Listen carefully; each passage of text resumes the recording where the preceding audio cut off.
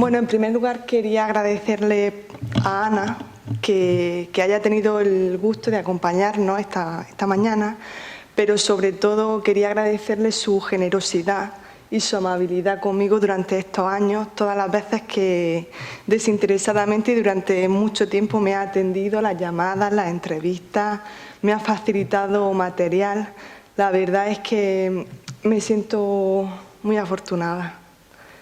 Y por supuesto también me siento muy afortunada de compartir departamento con Julián, porque acogió el proyecto, que hoy ya es un libro, acogió mi proyecto, siempre me ha alentado a pesar de las circunstancias que estamos viviendo y que de alguna manera han, ralentizado a veces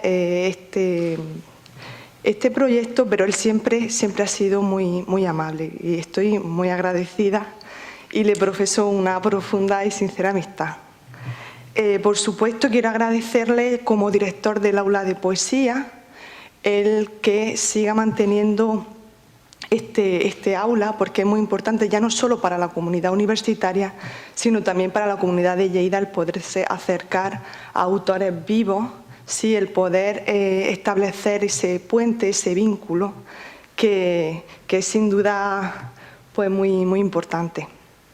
Quiero agradecer al departamento por su apoyo y, por supuesto, a la universidad, a la Facultad de Letras, por habernos cedido este espacio que es maravilloso y por el soporte técnico para todos aquellos que no pueden estar hoy físicamente aquí, pero que nos están siguiendo desde sus casas. Bueno, en último lugar, pero por supuesto no es menos importante, estoy muy agradecida a los alumnos y a todas las personas que voluntariamente están esta mañana aquí con nosotros, porque sin ellos esta actividad no tendría ningún sentido y porque mi intención era eso, establecer un puente entre ellos y una escritora que está viva, una escritora que además cuenta con una trayectoria muy extensa. Sí, lo decía muy bien el vicerrector, este año se cumplen 40 años de la primera obra que publicó y que no ha parado de publicar tanto poesía como narrativa. También se ha mantenido muy activa en el mundo del teatro. Ella empezó haciendo teatro de hecho. También ha hecho un libreto para ópera. Es una escritora muy polifacética, sí, sobre todo, como lo digo en la introducción, muy audaz, porque siempre está continuamente renovándose, buscando fórmulas nuevas, buscando nuevas temáticas. Y eso, sinceramente, me parece que la ensalza aún más, ¿no? No le quiero robar mucho más tiempo porque prefiero que la escuchéis a ella es la protagonista. Quería simplemente indicar, aunque aparece en la introducción, que esta selección evidentemente solamente es de poesía, pero no quiero dejar de reivindicar su faceta también como narradora. Y bueno, esta selección he tratado de hacer un pequeño recorrido por todos sus libros de poesía. He elegido algunos de los poemas más representativos de su estilo, pero también he tratado de elegir poemas en los que habla o de alguna manera ilumina algunas de las partes, de las facetas del oficio de escribir, ¿no? Aquellos que dedica a sus lecturas favoritas o a las lecturas que le han influido, aquellos también que habla sobre cómo surgió la inspiración del poema que está escribiendo, ¿sí?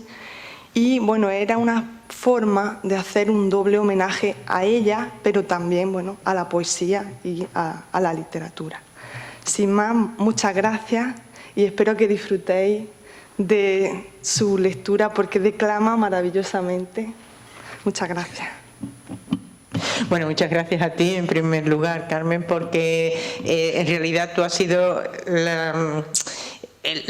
digamos, el hilo conductor de todo esto. O sea, si yo estoy aquí, empieza por aquel encuentro que tuvimos en Baeza y a partir de ahí pues ha establecido una relación, una serie de trabajos por tu parte y todo eso ha conducido a que esta mañana estemos aquí compartiendo, que doy las gracias a todos quienes les ha hecho posible, pero también, como ha dicho Carmen, a que estéis aquí, porque si no esto no tendría ningún tipo de sentido. Y estoy muy agradecida a ese libro que ha hecho Carmen, no solamente por el trabajo y por la dedicación que ello implica, sino porque de verdad hay tanta gente que hacen antologías, pero la antología la haces tú, porque tú tienes que elegir los poemas, tú tienes que dar la bibliografía, tú tienes que hacerle todo el trabajo. Y sin embargo, Carmen sí es verdad que me ha pedido cosas y tal, pero en definitiva la responsabilidad es de ella, puesto que ella es la que va a firmar la antología. Entonces, bueno, de verdad os lo digo que eso es mucho de agradecer, porque se ve que una persona que está verdaderamente interesada en lo que haces, pero además porque al meterse en tu trabajo, pues está buscando unas claves propias para poder darle otro sentido y darle otras claves para los demás, porque claro, yo sé lo que he escrito, o creo que sé lo que he escrito, pero una cosa es lo que yo he escrito y otra cosa es lo que el poema dice, y el poema dice muchas cosas que yo no sé, y se necesitan personas como Carmen, que son unas personas que no son solamente lectoras, sino que son creadoras, porque están de alguna forma haciendo brotar todos los secretos que están dentro del poema y que quizá yo no lo sabía. Así que, como digo, es muy interesante que alguien se vea, porque lo que sí que es verdad, hemos hablado mucho, pero no, en realidad las conclusiones las has sacado tú de lo que has hecho. No he estado, porque yo sí puedo contar porque he hecho los poemas y demás, pero una cosa es mi intención y otra cosa es el resultado. Y os voy a poner un ejemplo. Y además eso que al final es este poema de Punto Umbrío que yo lo hice, bueno, yo estaba haciendo el libreto de ópera, que era sobre la vida de Oscar Wilde, pero yo estaba tratando a Oscar Wilde como un símbolo. En realidad en la obra se llama El Poeta, y los personajes que están alrededor pues tienen nombres simbólicos, excepto su mujer, pero es que el nombre de la mujer de Oscar Wilde ya es simbólico por sí, porque era Constancia, y en toda su vida eso lo demostró. Bueno, pues esto era un poema surgido, que iba a ser un aria de esa ópera, y era porque en Oscar Wilde, en el De Profundis, está escribiéndole una carta a su amante, a Bossi, y le está diciendo: tú eres la juventud, tú eres la belleza, tú eres todo lo que yo pudiera desear, pero ¿yo qué te puedo ofrecer? Que soy un hombre ya mayor, un hombre derrotado, un hombre ya deteriorado, y en ese momento él estaba encima en la cárcel haciendo trabajo forzado. Entonces, él lo que le estaba ofreciendo a cambio de esa belleza y de esa juventud y de esa energía de vivir, lo que le estaba ofreciendo era un hombre derrotado. Entonces yo hice un poema, pero este poema luego se ha convertido en otra cosa porque la gente lo usa para otras cosas. Luego la gente sabe más de lo que yo sabía. ¿Qué será ser tú? Este es el enigma. La atracción sobrecogedora de conocer, el irresistible afán de echar el ancla en ti, de poseerte. ¿Qué será la perplejidad de ser tú? ¿Qué el misterio, la dolencia de ser tú y saber? ¿Qué el estupor de ser tú, verdaderamente tú, y con tus ojos verme? ¿Qué será percibir que yo te ame? ¿Qué será, siendo tú, oírmelo decir? ¿Qué entonces sentir lo que sentirías tú? Bueno, pues este poema sí, yo creo que dice una de las cosas que yo decía, pero luego esto yo me he enterado que ha servido para que uno le pidiera matrimonio a otra. Entonces, es verdad que puede tener esa otra lectura. Y eso está bien, porque la palabra poética es palabra poliédrica y en realidad no importa lo que sienta el autor, sino lo que ese poema está despertando en ti, porque es para conocerte tú, no para conocer a la persona que lo ha escrito. Esa persona pierde importancia con la revelación que te da la palabra poética. Y por eso muchas veces los poemas a lo largo de nuestra vida nos van diciendo cosas distintas y los vamos adaptando a circunstancias distintas y nos estamos identificando de otra manera. Y eso, como digo, está bien, porque está haciendo que el poema no sea una fotografía fija, sino que sea una planta que va creciendo, va desarrollándose, se va floreciendo, se va multiplicando y va dando sus frutos. Y yo no sé si, Carmen, si esto lo planteamos como un diálogo entre las dos, que me vayas tú dando pie. Bueno, yo no tengo inconveniente de seguir contando cosas, pero No, sí. para que no estés tampoco tú ahí con todas las cosas que puedes aportar, claro, porque realmente este libro es tuyo también. Vale, sí, lo podemos hacer de manera dialogada, sí. ¿te parece?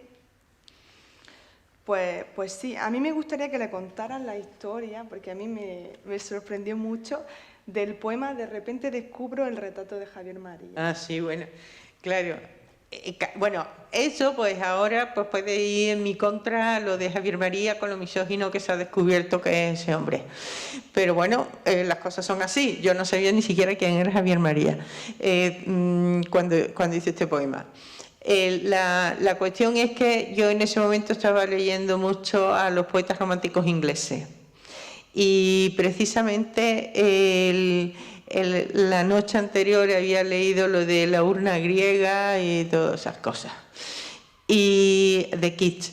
Y resulta que llego a desayunar y me veo el periódico El País, que estaba abierto por la sección de literatura, pero estaba, ¿sabes? Yo lo estaba viendo al revés, lo estaba viendo en otra dirección. Y esa página pues era la crítica de un libro de Javier María que se llamaba El monarca del tiempo. Y estaba una foto de Javier María tal como yo lo estaba viendo, que llevaba una melena. Yo creía que era una chaqueta y las corbatas estas de seda que llevan los románticos, pero claro, eso es fantasía mía, porque realmente lo que llevaba era un jersey y una camisa. Entonces la chaqueta, claro, no se veía la camisa, se veía un plano, ¿no?, de cosas así. Pero yo tal como lo vi era como si fuera un poeta romántico. Entonces, sin más averiguaciones, hice el poema. Después ya me enteré que era Javier María, entonces le pude poner el título. Y ese poema, bueno, aparte de que yo cuente esto, después tengo que retroceder para deciros cómo yo en ese momento estaba escribiendo poemas cuando yo no tenía nada que ver con el mundo de la poesía en cuanto a autora, ni en cuanto al mundo de la literatura en general, a no ser que como lectora, pero nada más. Bueno, pues este poema yo se lo pasé al novio de mi hermana, que era el que estaba leyendo el periódico ese, y es un guiño a María Dorval, a María de... Sí, a María Duplessis. Es que tengo ahí no ahí, sino los devanes de Rato, tengo una cita a María Dorval, que era una actriz francesa de la misma época, y por eso. Bueno, María Duplessis fue la dama de las camelias. De ahí saca Dumas su novela, y también él es el personaje de la Traviata. Y mezclando eso con la impresión esta del poeta romántico que yo me creía, pues hice ese poema. Y después, cuando quise, al mandar los poemas estos porque estos poemas pertenecen a mi primer libro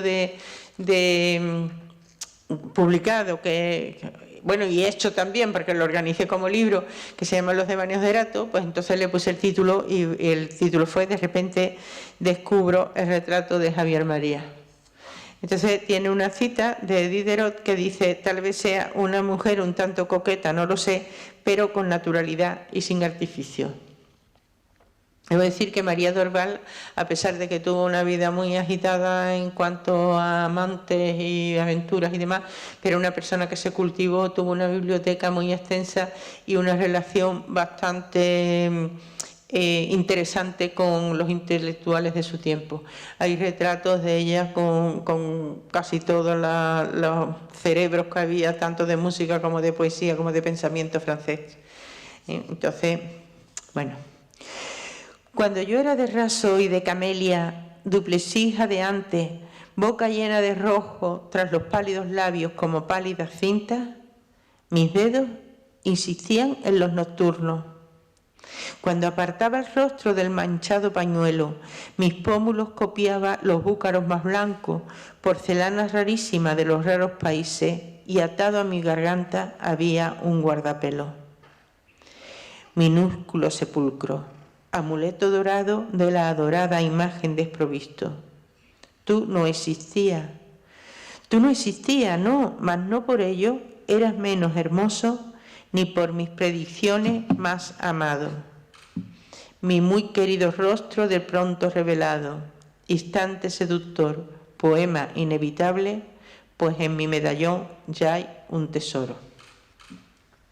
Bueno, voy a contar qué pasa. Estos poemas no estaban escritos para nada más que para mandarlo a los amigos, para mandarlo a la gente que conocía y tenía claves que nos interesaban a nosotros. Yo a partir de los 15 años estuve viviendo en una casa al lado de la de mis padres, aunque teníamos una escalera común, y yo vivía ahí con mis hermanos, y entonces bueno, ahí se desarrolló como una especie de diálogo entre nosotros y otros amigos que venían, que utilizábamos un lenguaje propio, un lenguaje que no solamente atendía a las palabras, sino a otros medios de comunicación, y uno de ellos sí, naturalmente, era la palabra, y esa manera de comunicarnos obedecía a sensaciones que nos gustaba o que nos sorprendía o que nos hacía recordar a esa persona o le quería mandar un mensaje a esa persona, y así sucesivamente. Aquello pues también me sirvió a mí como taller, porque era estar escribiendo continuamente, y eso, todo ese material, pues fue cuando yo decidí, por un desastre económico que cayó en mi vida, pues de probar fortuna y presentarme a un concurso con todos estos poemas que yo había estado mandando a diestro y siniestro.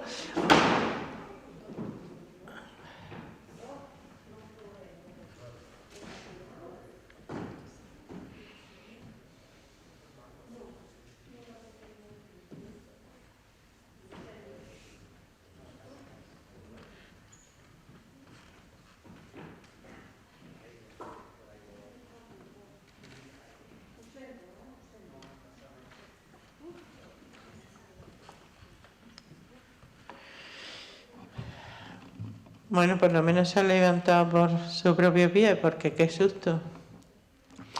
Bueno, pues como digo, con ello formé digamos, un corpus, ¿no?, de poético. Cogí los poemas que más podían tener una afinidad, bien por la temática o bien también por el campo semántico. Y bueno, yo lo que quería que me dieran las 100.000 pesetas que decía que me iban a dar para si ganaba el premio, pero eso no me lo dieron porque tuvo problemas con el Ayuntamiento de Valencia y en fin, tal, pero no tuve esos problemas. Tuve esos problemas, pero sin embargo, cuando dice la gente, ¿cuál libro te cambió la vida? Que a mí el que me cambió la vida de verdad fue el que escribí yo. porque a partir de ahí me convertí como en otra persona y tuve otro objetivo y de repente se me encauzó no solamente en mi vida, que me cambió la agenda, los nombres ya eran otros y las relaciones también se establecieron desde otro punto de vista, ¿no?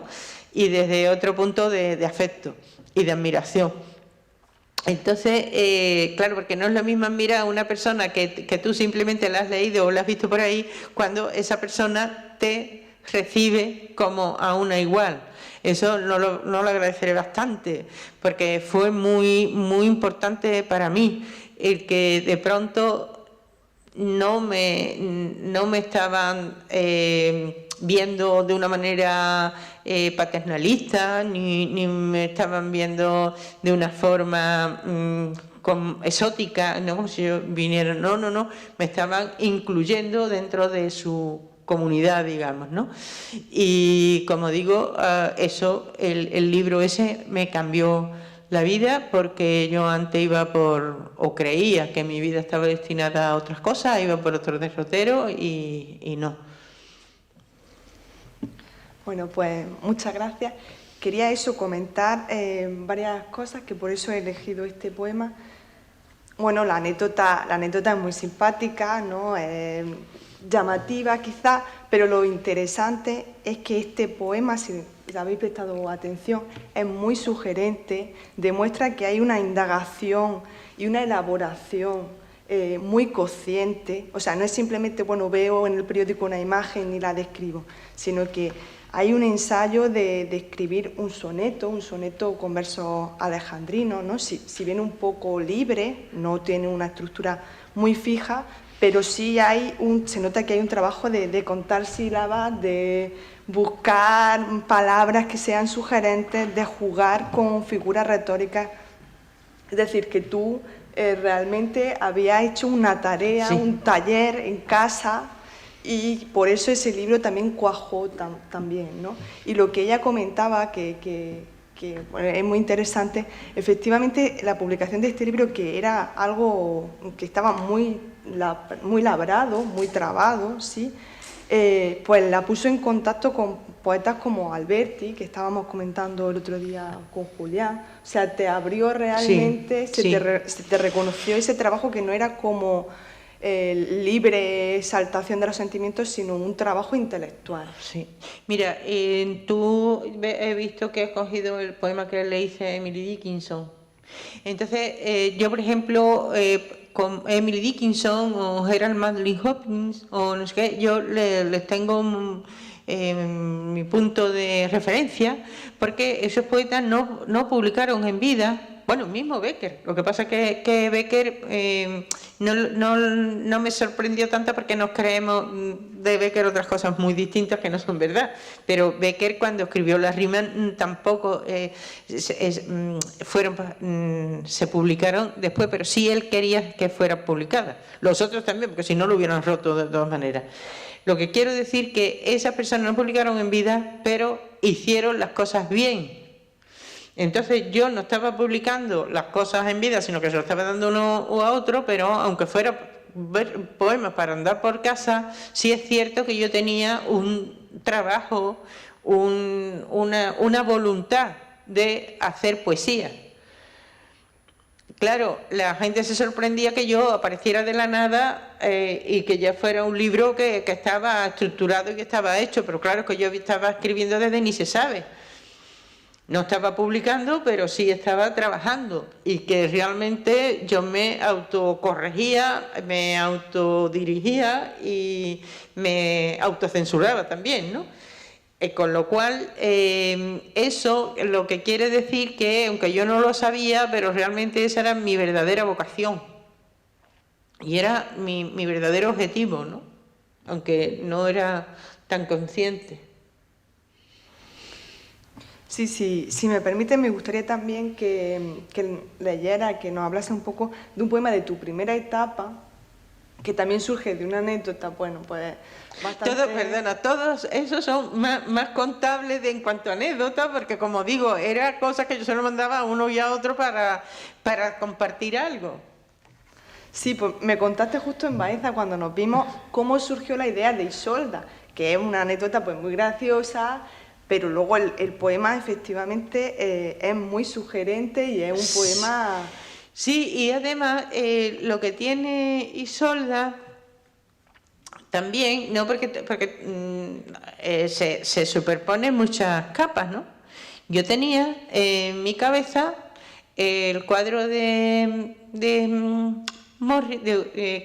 William Morris, que se llama Isolda, y es un cuadro que está Isolda poniéndose el cinturón y está con una cama deshecha detrás y todas esas cosas.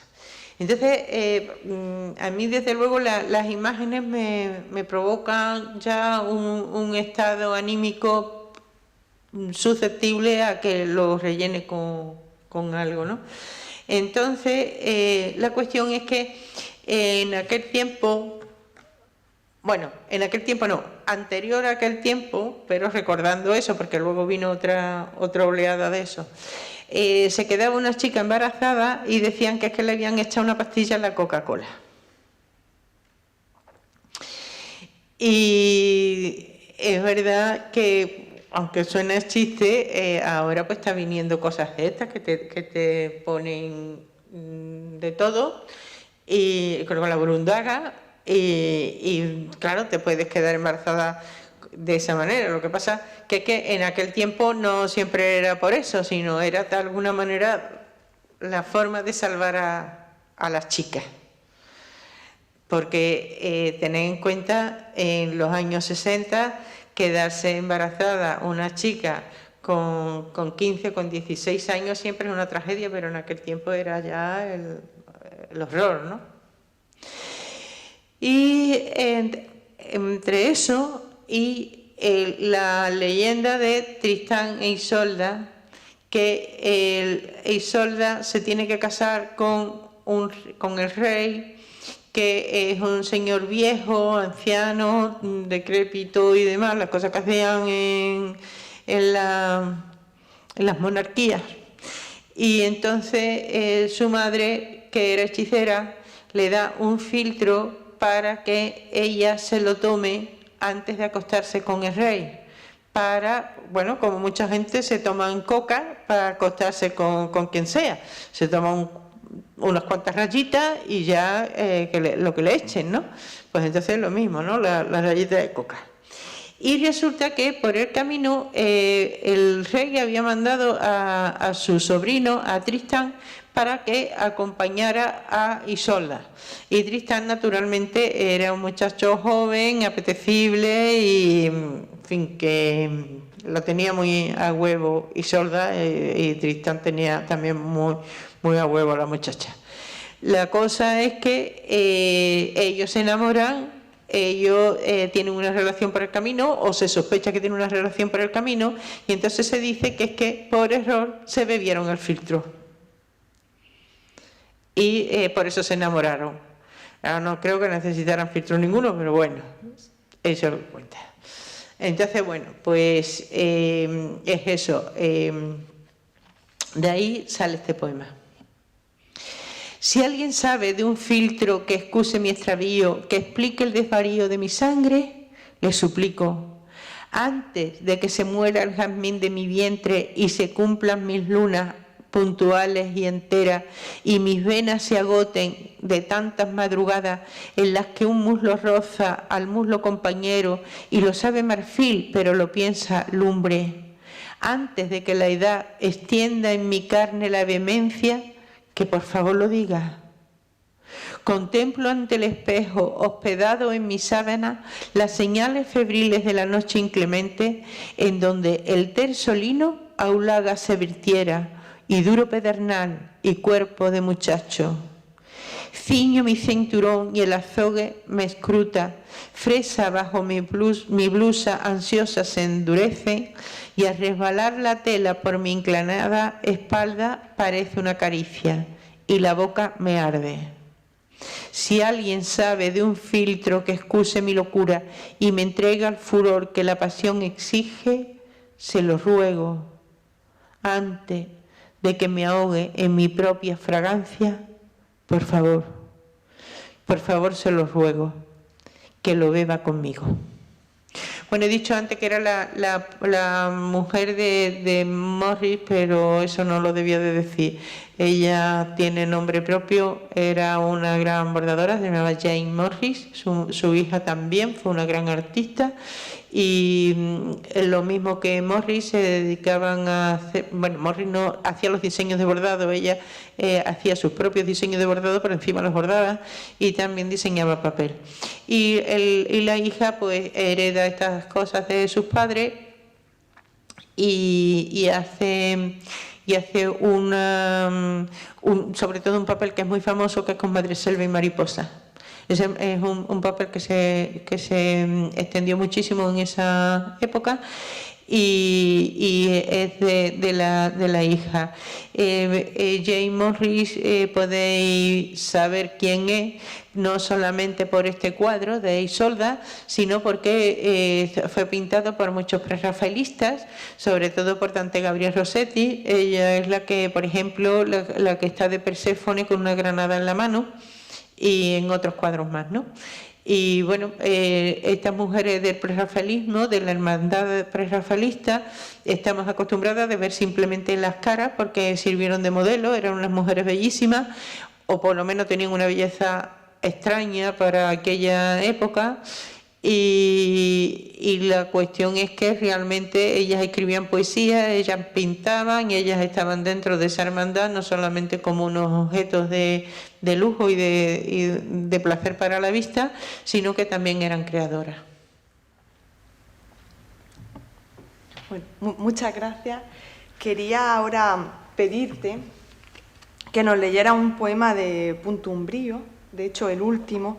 Y también quería, hacer una pequeña explicación, una pequeña introducción, porque en primer lugar hemos leído poemas de su primera etapa, poemas que están muy marcados por el erotismo, pero ella siempre me ha dejado muy claro, y lo deja muy claro en su entrevista, que fue una faceta que estuvo cultivando un tiempo, principalmente en su primer libro, pero que después ha ido en busca de otras cuestiones, ¿sí? Y, sin embargo, ella explica que con Punto Umbrío algunos lectores sufrieron como cierta decepción porque estaban rompiendo el horizonte de expectativas que se habían creado con respecto a su literatura. Sin embargo, Punto Umbrío es un poemario muy interesante, muy redondo también, donde cada poema se nota que está muy pensado como un conjunto. Y el último poema que cierra el libro y que me gustaría que leyera, me parece que es toda una declaración de intenciones. Bueno, realmente siempre nos están pidiendo que hagamos esto poética, y entonces uno empieza a inventarse cosas o a desbarrar o yo qué sé. Pero realmente hacemos poética sin saber que lo estamos haciendo cuando estamos hablando de otra cosa. Entonces yo he hecho muchas poéticas sin esa intención, pero son mucho más certeras, son mucho más sinceras, puesto que tú no estás intentando dar una imagen con lo cual te estás maquillando, te estás disfrazando para forzar una impresión hacia los demás, sino que eso está fluyendo en ti de manera libre y espontánea.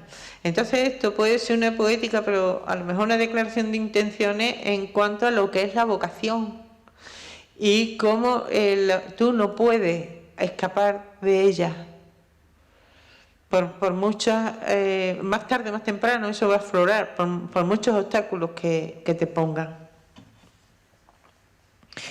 Como si una linterna me arrancara de en medio de la noche, así me descubriste, así me señalaste, así horadaste mis silencios escarpados y troquelaste las fronteras de mi isla. Nombrándome me expones, me sitúas en el ojo de la diana. No hay lugar para alardir, no hay escondite. Soy blanco paralizado, centro de tu voluntad, destino de tu atención y tu advertencia. ¿A qué esperas?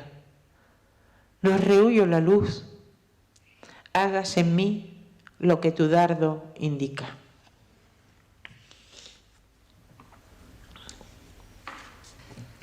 Bueno, igualmente otra extensa poética sería tu libro Llenar tu nombre, Sí. dedicado justo a la poesía, y del que me gustaría que leyese el poema Emily Dickinson, del que hemos estado hablando antes, porque es como un homenaje a una figura que no sé si conocéis a Emily Dickinson, fue una poeta americana del siglo XIX, si mal no recuerdo, que durante los últimos años, ahora en este año se ha puesto muy de moda porque durante los últimos 20 años de su vida se confinó, se autoconfinó en su casa y se dedicó a escribir poesía.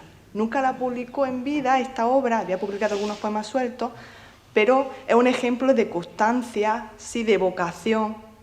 Y me gustó mucho este poema que le dedicaste, que es un homenaje muy interesante. Claro, porque ahí hago homenaje precisamente a eso, ¿no? A todas estas personas. Ese poema está dentro de un poema general que se llama Inmortal Invisible, y está un poema dedicado a Gerald Manley Hopkins, a uno de ellos, y a Emily.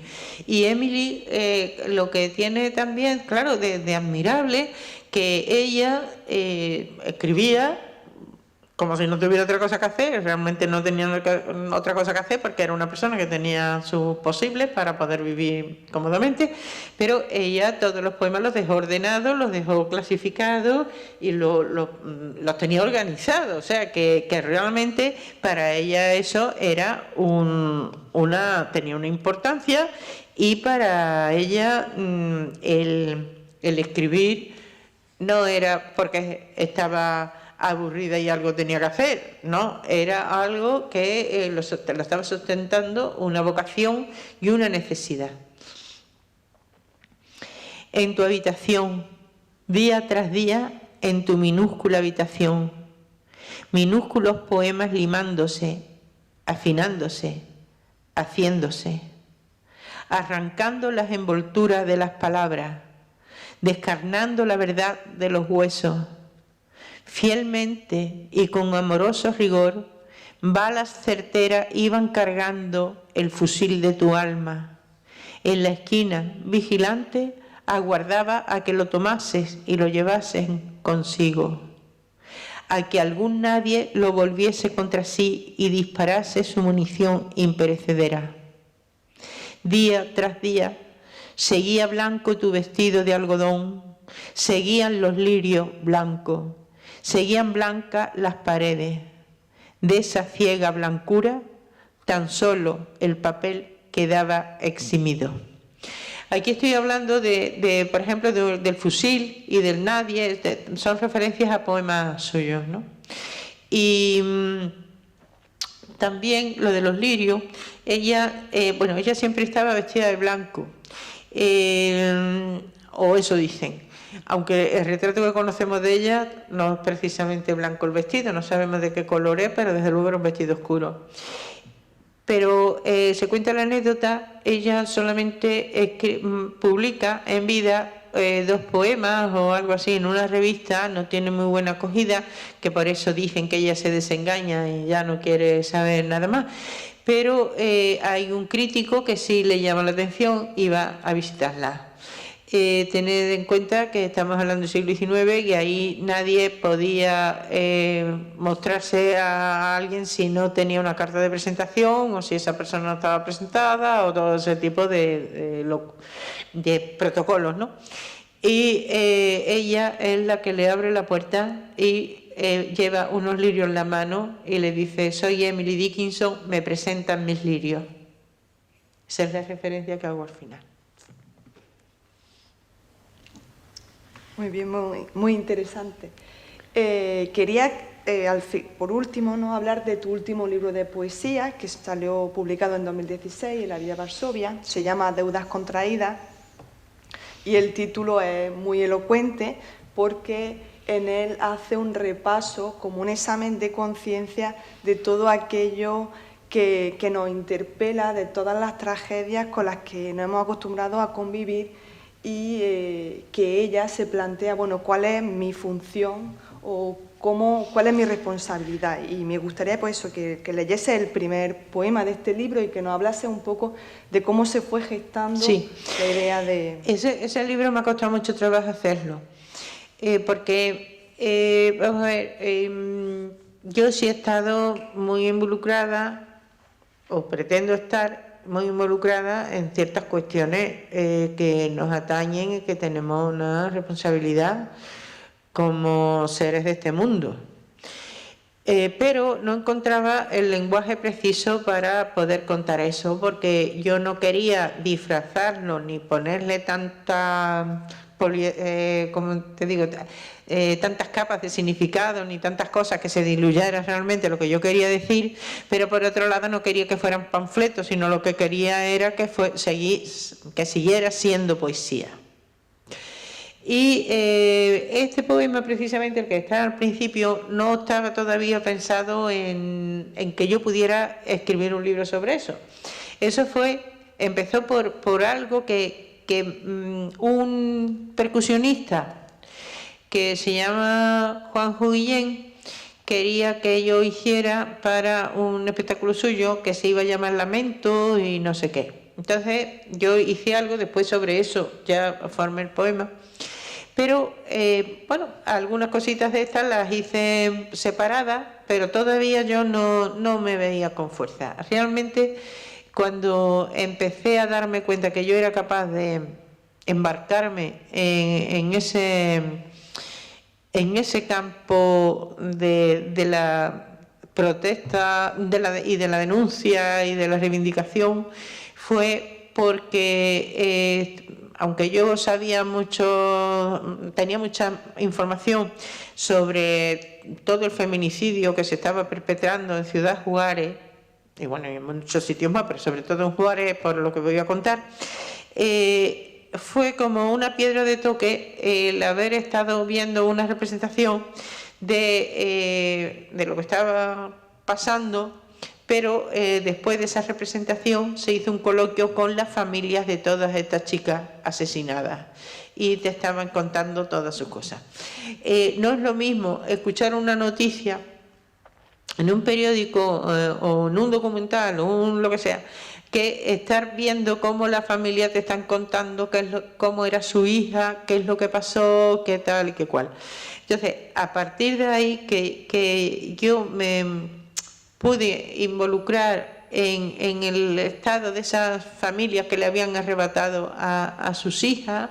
Escribí un poema que se llama Arrebatada, tiene 3 partes y luego tiene otro que se llama Halladas, y a partir de ahí ya me di cuenta que tenía que tirar para adelante. Y tiré para adelante, pero por medio se me metió el libro Llenar tu nombre, que me salió casi de un tirón. Después de eso tuve que desprenderme del libro Llevar tu nombre y otra vez empezar con Deudas contraídas. Pero como digo, es un poemario que me costó, pero que estoy muy orgullosa de haberlo conseguido y de haber encontrado una nueva manera de contar las cosas. Porque es verdad que hay cosas que se tenían que decir, pero yo quería saber cómo las quería decir y cómo las debía decir. Tiene en este poemario los títulos pues suelen ser frases comunes, menos este poema, que se llama Sunt lacrimas rerum, es una cita de la Eneida, y que lo dejé así, a pesar de que chirría un poco tener esa cita ahí en latín, pero es que fui incapaz de encontrar una traducción que me convenciese, porque todas eran posibles, porque pueden ser lo que nos hace llorar, pero puede ser también las lágrimas de las cosas y muchas cosas. Yo he visto varias ediciones de la Eneida y lo traducen de distintas maneras, pero todas me convencían y digo, bueno, lo dejamos ahí, que cada cual busque lo que tenga que buscar. Tampoco es tan difícil encontrar la traducción de la Eneida, porque está en internet y está en todas partes. ¿Qué ha sido de tu hermano, de tu hermana, imágenes tuyas, sangre tuya, tus iguales en estirpe? ¿Qué has hecho de tus hijos, de tus hijas, de tu linaje y de tu herencia? ¿Qué has hecho de ti, disfrazando la existencia para no ver su desamparo, narcotizándola para no sentir su crueldad, embruteciéndola para no reconocer el fracaso del mundo? Te has desprendido de la familia humana como un fragmento aborrecido que no encuentra dónde asirse, un fragmento de contradicciones y dilemas. Así eres tú. ¿Qué haces anegándote en anhelos que jamás serán colmados, confundiendo la justicia con la recompensa que crees merecer, la injusticia con tu resentimiento, suplantando el dolor de vivir por el ansia de lo que no posees, encerrándote en el rencor por lo que no consigues? Pretendes hacer coincidir lo que encuentras con lo que buscas, pero ignoras lo que buscas. Desconoces que todo cuanto llamas tuyo ha sido arrebatado a otro, pues ves tus manos limpias. Han sido los demás, dice, han sido los demás los asesinos, los salteadores, los que han violentado la inocencia, dices. Te has ocultado las huellas de su depredación y no sabes nada de lo que has hecho, dice. Tus ojos no conocen las lágrimas de los humillados, los olvidados, los desposeídos. El asesino y la víctima son los demás, dice, y tú te crees a salvo, pero tu ignorancia es tu crimen.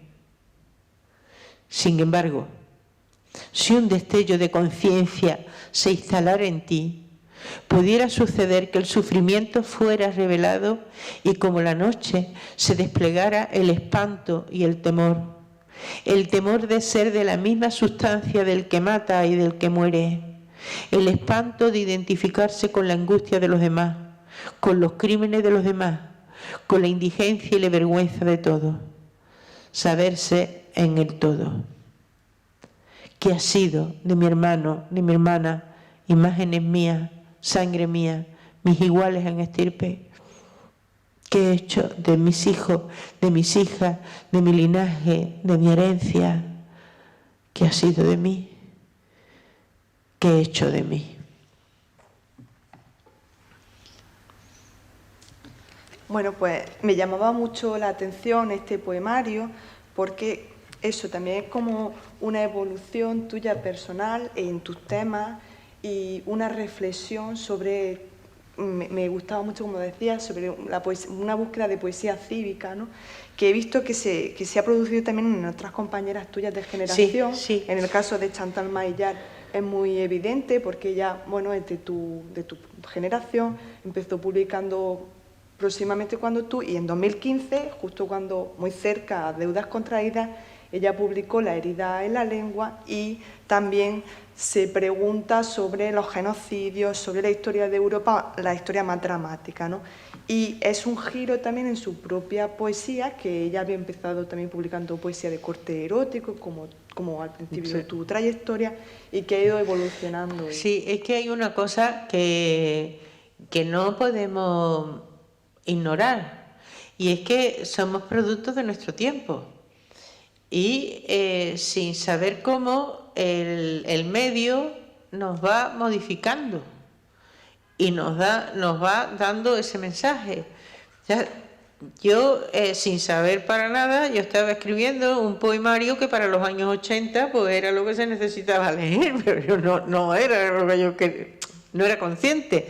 Y esto, pues, claro que yo quería escribir esto, pero yo no estaba pensando que si iba a poner de moda o no iba a poner de moda o si tal y que cual. Yo no necesitaba escribir. Y claro, yo no soy una persona diferente a todos los demás, lo mismo que lo estaban necesitando escribir yo, pues ha habido otras personas que han querido sacar esto. Ahora mismo la Bella Varsovia, que es la misma editorial que sacó Deudas contraídas, ha sacado un libro que es alucinante, que se llama Violencia. Y precisamente está hablando de la violencia ejercida en general, pero en particular sobre las mujeres.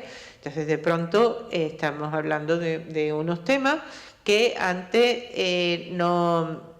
A ver... Antes se hacía, pero luego se dejó de hacer y ahora otra vez vuelve, ¿no?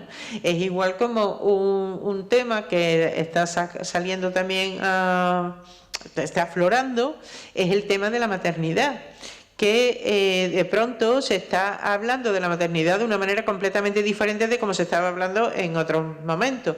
De hecho, Y bueno, porque además con posturas completamente contrapuestas, ¿no? Porque tú estás viendo la querida hija imperfecta de Ana Pérez Cañamares, que es como ver como un fracaso como madre o como ver la dificultad o la complejidad de ser madre, pero luego el premio nacional de literatura, de poesía, pues es un canto a la maternidad desde otro momento y desde otro punto de vista, ¿no?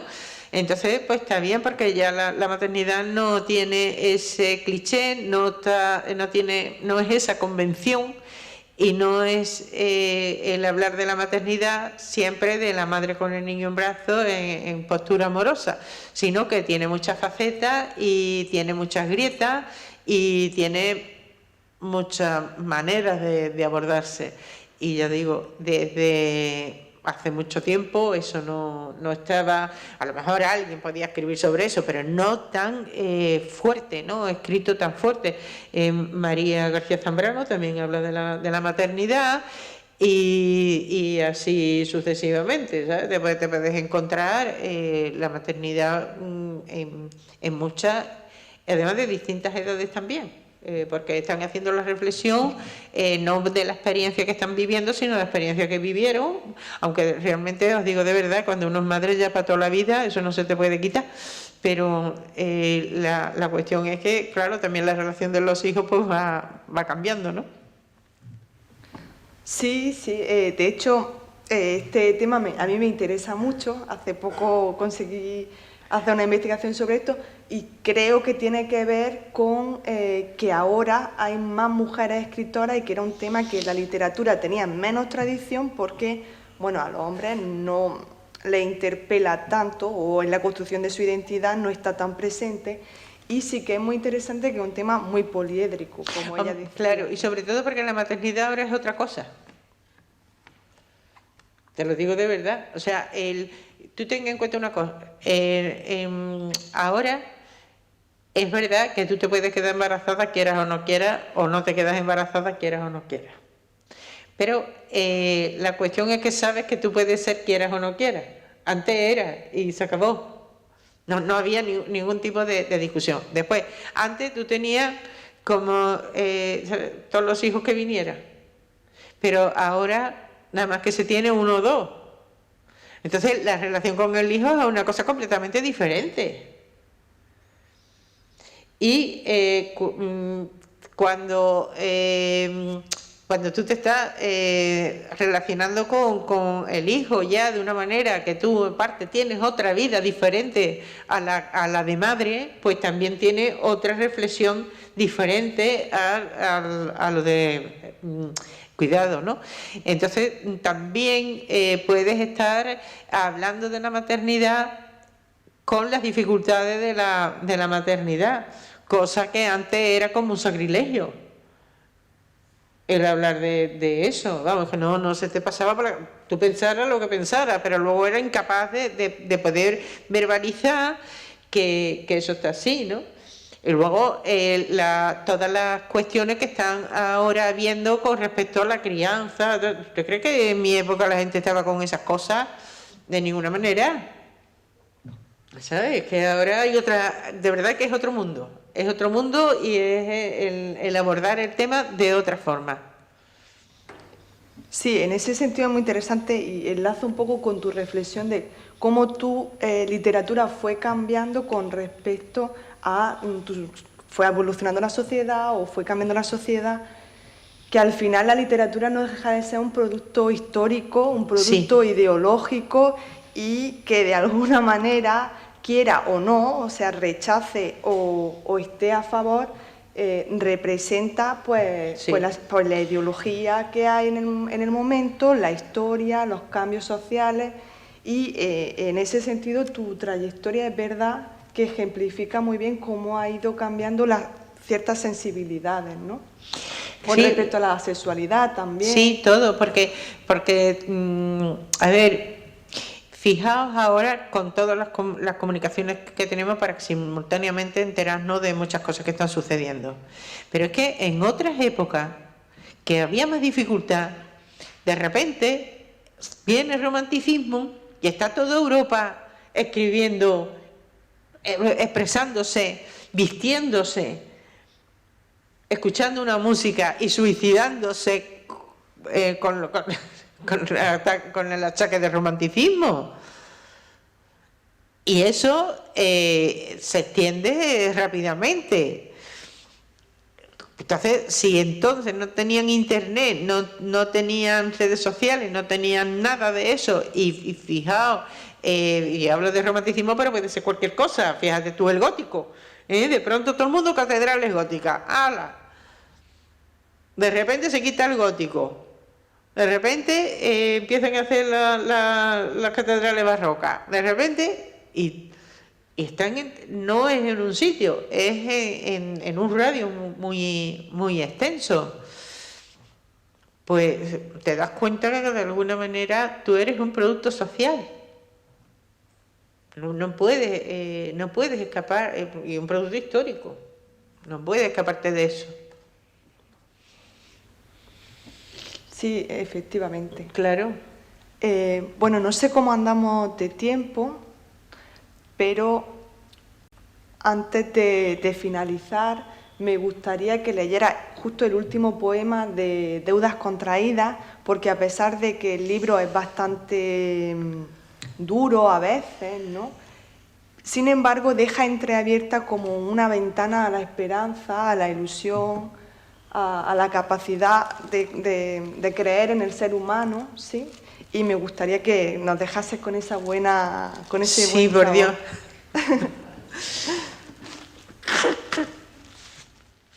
Bueno, todas las cosas que pensamos y sobre todo las que realizamos en el mundo del arte, luego pasan.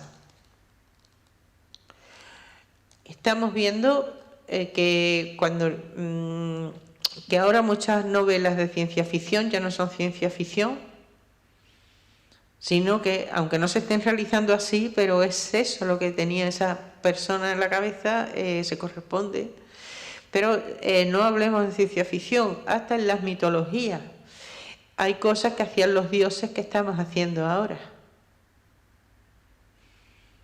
Y nos estamos comunicando a distancia, estamos volando, estamos haciendo muchas cosas que antes nada más que lo hacían los dioses. Entonces, todo lo que se establece en una cabeza, tiene cabida en una cabeza, es porque vamos a ser capaces más tarde, más temprano, de realizarlo. Entonces, lo mismo que estamos pensando cosas malas, podemos pensar cosas buenas.